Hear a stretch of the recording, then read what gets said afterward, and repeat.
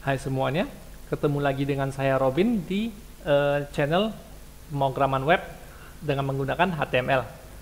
Nah, jadi pada channel kali ini yang akan dibahas adalah cara membuat table agar tampilan ini lebih rapi. Nah, table ini manfaatnya tidak hanya untuk tulisan, tapi bisa juga untuk form, untuk misalnya combo box, button, komponen-komponen lainnya juga bisa digunakan ya, supaya rapi aja. Nah, jadi kita akan mencoba dengan teks aja dulu. Nah, jadi table itu memiliki informasi align center boleh diganti align left, align right, dan lain-lain ya, dan justify. Border bisa kita gunakan, cell spacing dan cell padding, jarak antara cell ya, dengan jarak antara cell dengan tulisan itu bisa diatur. Kemudian caption adalah judul tabel. Kita coba. Nah, katakanlah saya mencoba membuat tipe data. Jadi saya tambah tag table tanpa informasi tag lainnya, atribut lainnya tanpa informasi tersebut. Oke. Nah, kemudian saya mencoba menambahkan judul. Judul itu harus menggunakan t-head. Jadi judul harus menggunakan t-head ya. Oke, t-head, jangan lupa t-head-nya ditutup. Nah, dalam satu t-head ini terdiri dari banyak kolom ya. Judul terdiri dari banyak judul-judul kolom. Jadi untuk judul kolom saya butuh TD, table definition. Oke, buka dan tutup. Nah, katakanlah saya sengaja siapkan 3 buah table definition. Oke, nah jadi sampai di sini, katakanlah judulnya ini adalah nama tipe data, yang kedua adalah jangkauannya, kemudian yang ketiga mungkin adalah ukuran dulu ya, ukuran baru jangkauannya. Nah, coba kita preview mungkin. Oke, seperti ini tabelnya, cukup jelek ya, kita perbaiki nanti. Nah, kemudian saya mulai membuat tipe data pertama, jadi saya butuh row ya, table row dan penutupnya.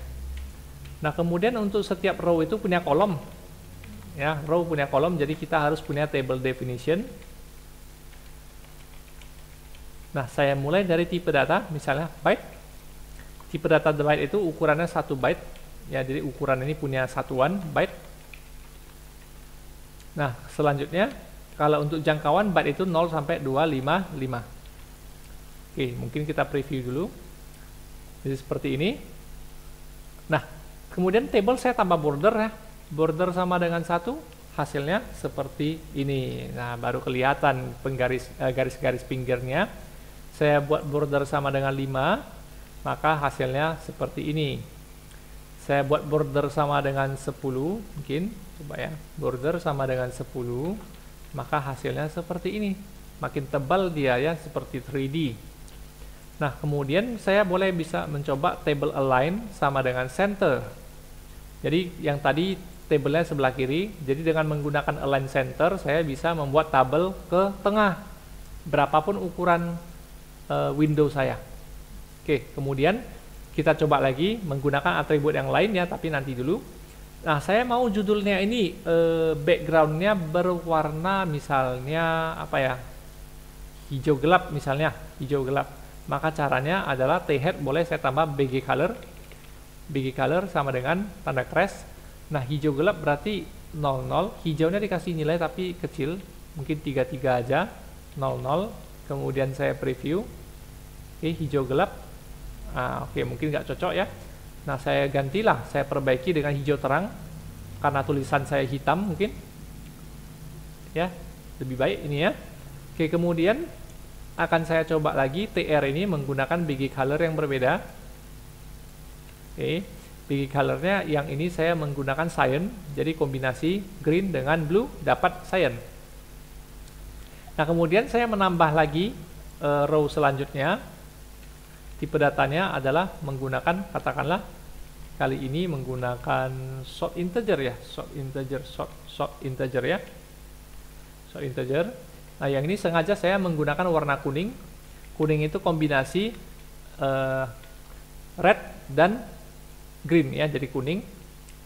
Oke, short integer itu mungkin 2 byte, jangkauannya mungkin dari -32765 8 sampai dengan positif 32767 misalnya.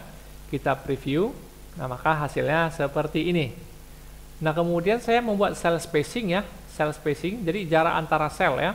Jadi ada atribut yang namanya cell spacing sama dengan 5 pixel. Maka hasilnya antara sel yang satu dengan sel yang lain ada jarak pembatas ya.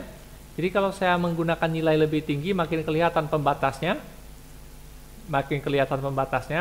Nah, kalau cell padding itu adalah jarak antara isi sel dengan selnya. Jadi cell padding, ada cell padding, katakanlah juga saya buat 5, maka ada jarak antara tulisan dengan pinggiran selnya.